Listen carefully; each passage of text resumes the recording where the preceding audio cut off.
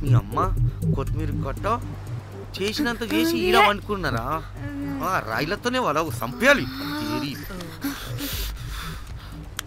పరేషాన్ చేసి పెట్టిర్రే మీరు.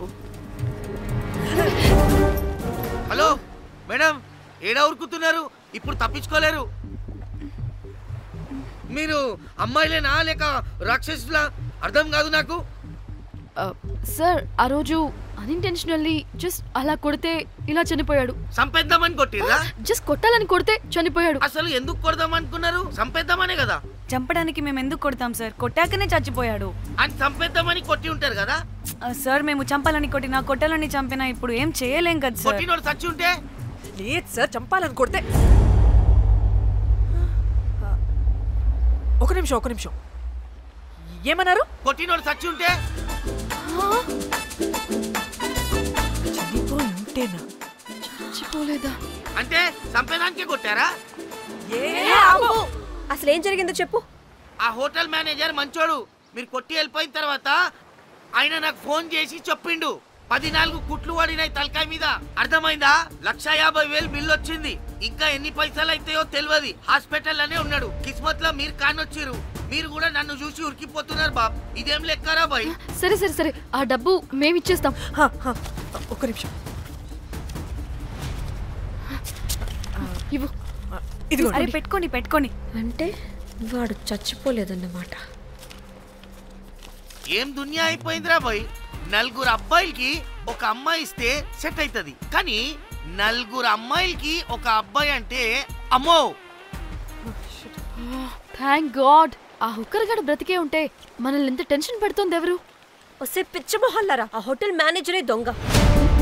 వాట్? ఆ బాడీ హుకర్ది కాదు అంటే మరి ఆ సూట్ కేసులో ఉన్నది ఎవరిదై ఉంటుంది? మనకిప్పుడు ఏ డీటెయిల్స్ తెలియాలన్నా ఆ హోటల్ మేనేజర్ గారిని పట్టుకొని 4 తంతే తెలుస్తుందంట.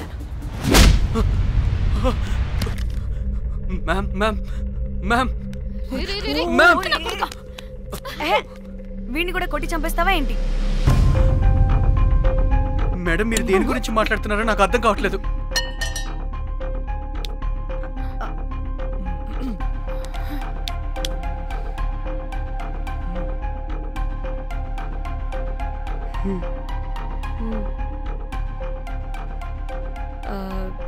వీడికి తెలియదు అంటే ఆ పోలీస్ గాడికి తెలుసు. కరెక్ట్. పోలీసోడా? ఏ పోలీసోడు? నీ ఫ్రెండ్ రా. నా ఫ్రెండా? అబ్బో, ఏం యాక్టింగ్ రా బాబు. ఇప్పుడు వాడెందుకు? మరి నువ్వు చెప్పకపోతే వాణ్ణి అడుగుతాం. ప్లీజ్ వాణ్ణి మాత్రం ఇందులో ఇన్వాల్వ్ చేయకండి. ఇన్వాల్వ్ చేయొద్దా? నువ్వేంట్రా తెగ భయపడుతున్నావు? నేనా? అదేం లేదే, భయం. అయితే ఉంది. చెప్పు. సూట్ కేసులో ఉన్న బాడీ ఎవరిది? బాడీ ఏంటి మ్యామ్?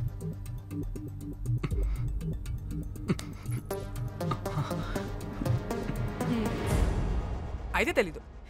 పదండి వెళ్దాం. వీడు పోలీస్ అంటే పునుగులు లెక్క అంట.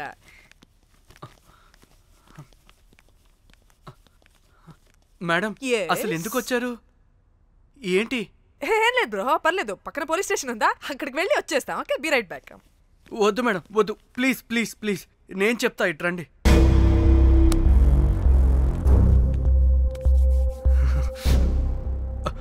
ఆ సూట్ కేసులో ఉన్న బాడీ నా వైఫ్దే. నీ వైఫ్ దా? నా కాలేజ్ మేట్కి నాకు అఫేర్ ఉండేది. మేము ఇదే హోటల్లో కలుస్తుంటాం రెగ్యులర్గా. మా వైఫ్కి డౌట్ వచ్చింది. ఒకరోజు మేమిద్దరం ఉన్న టైంలో తను సడన్గా వచ్చింది.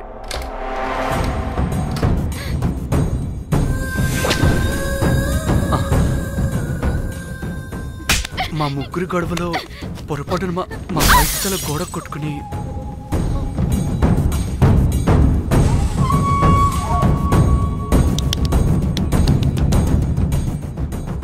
నా టైం బ్యాడ్ ఏంటో అదే టైంలో మా ఫ్రెండ్ వచ్చాడు. అదే పోలీస్ ఆఫీసర్.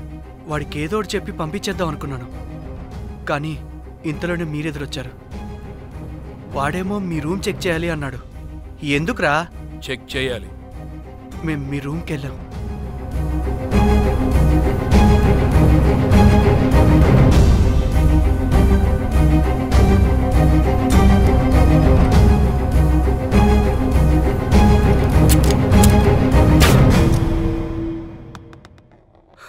డమ్మీ గండ్రా అది. మీ రూమ్ చెక్ చేసి బయటకు వస్తున్న సమయంలో మీ సూట్ కేసు కదలటం నేను చూశాను.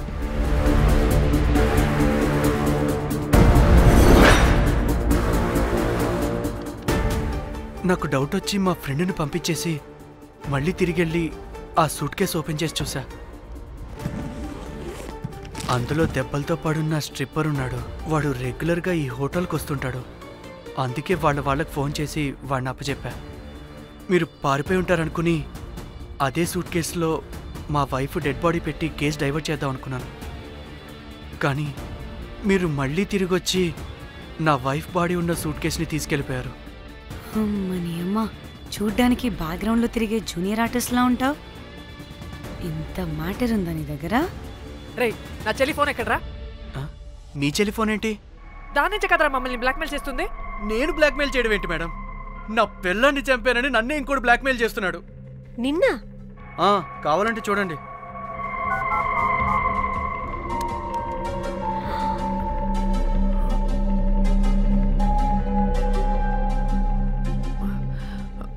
వీడికి కూడా మా చెల్లి ఫోన్ నుంచి మెసేజెస్ వస్తున్నాయి. వాట్? మీ టెలిఫోనా? అంటే మనల్ని బ్లాక్మెయిల్ చేసేది, ఇతన్ని బ్లాక్మెయిల్ చేసేది ఒక్కడేనా? మనందరినీ అంటే నీ గర్ల్ ఫ్రెండ్ని కూడా బ్లాక్మెయిల్ చేస్తున్నాడా? ఏమో తెలీదు. నన్ను మాత్రం బ్లాక్మెయిల్ చేస్తున్నట్టు ఎవరికి చెప్పొద్దన్నాడు. రే, పిలవరా దాన్ని. ప్లీజ్ వద్దండి, నేను పిలవను. సిది, ఈ హోటల్ నుంచి బయటికి వెళ్ళి రైట్ తీసుకుని అదే డెడ్ ఎండ్ లో. Dead end. Okay, cool. ఏంటండి? నీ ఫ్రెండ్ పోలీస్ స్టేషన్. నేను పిలవను అనలేదండి, పిలవాలా అన్నాను అంతే. హలో సృజన, తిన్నావారా? Room number 108. వచ్చేస్తుందంట మ్యామ్. సృజన అంటే మీరనుకున్నదే. అది మేమిద్దరమే అక్క.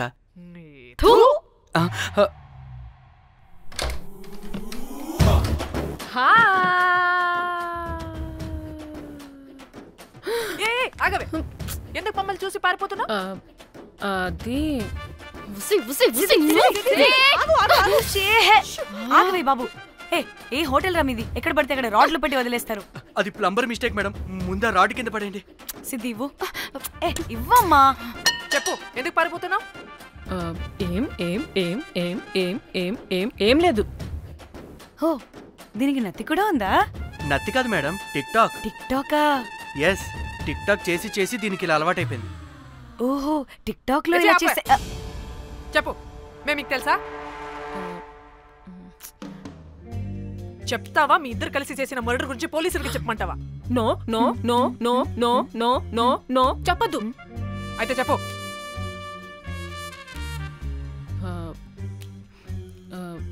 మిమ్మల్ని బ్లాక్మెయిల్ చేసింది నేనే.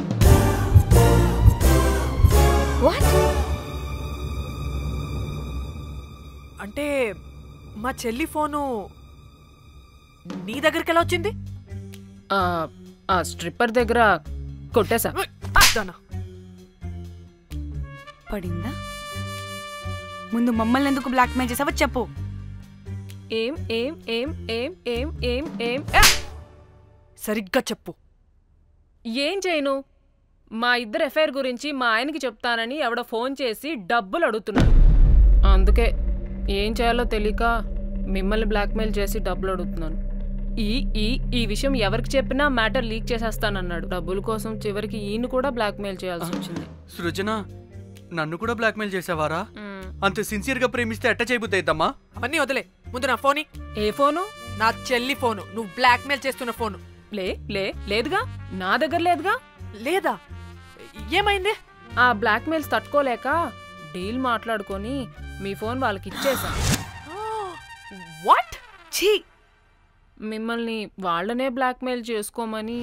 What the fish. ఎవరికిచ్చావు ఫోను? వాళ్ళెవరో తెలుసా? లేదు, cinema cinema cinema cinema cinema స్టైల్లో రమ్మని చెప్పి బాగా బీచ్లో ఉన్న డస్ట్బిన్లో ఫోన్ వేయమని చెప్పారు. అప్పటికి వాడెవడో తెలుసుకోవడానికి నేను 2-3 గంటలు వెయిట్ చేశాను. ఎవరు రాలేదు. వెళ్ళి చూస్తే ఫోన్ లేదు. షిట్. ఛీ. నీకే నంబర్ నుంచి మెసేజెస్లు వస్తున్నాయి? ఇదిగో.